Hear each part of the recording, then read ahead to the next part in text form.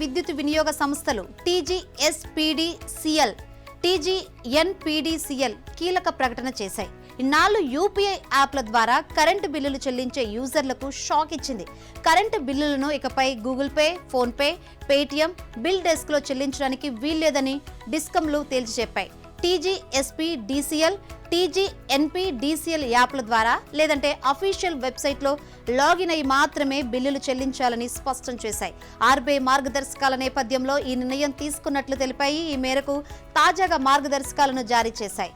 TGSPDCL, TGNPDCL ఈ రెండు డిస్కంల పరిధిలో 1.84 కోట్ల మంది వినియోగదారులు ఉన్నారు.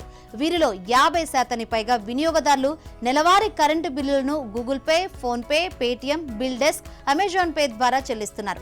నిజానికి ఈ యాప్ల ద్వారా ఎవరైనా వినియోగదారుడు ఒక్కసారి కరెంట్ బిల్ కడితే ఆ తర్వాత ప్రతి నెల ఆటోమేటిక్ గా అలర్ట్ రూపంలో నోటిఫికేషన్లు వస్తాయి. దీంతో ఈజీగా ఉంటుందని ప్రతి ఒక్కరూ ఇలానే కరెంట్ బిల్లులు చెల్లిస్తున్నారు.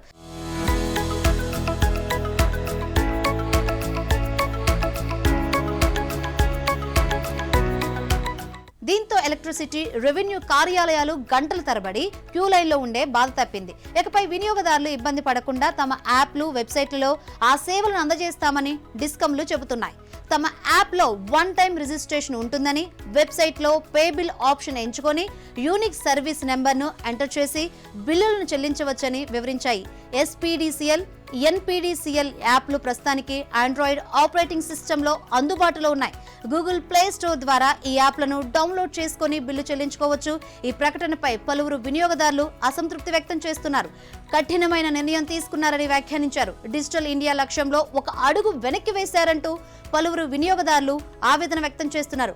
ఐఫోన్ వినియోగదారులకు కరెంట్ బిల్లుల చెల్లింపునకు ఒక్క యాప్ కూడా అందుబాటులో లేదని పలువురు యూజర్లు పేర్కొన్నారు. భారత్ బిల్ పేమెంట్ సిస్టమ్ ద్వారా కరెంటు బిల్లు చెల్లింపులకు అవకాశం ఇవ్వాలని పలువురు సూచించారు.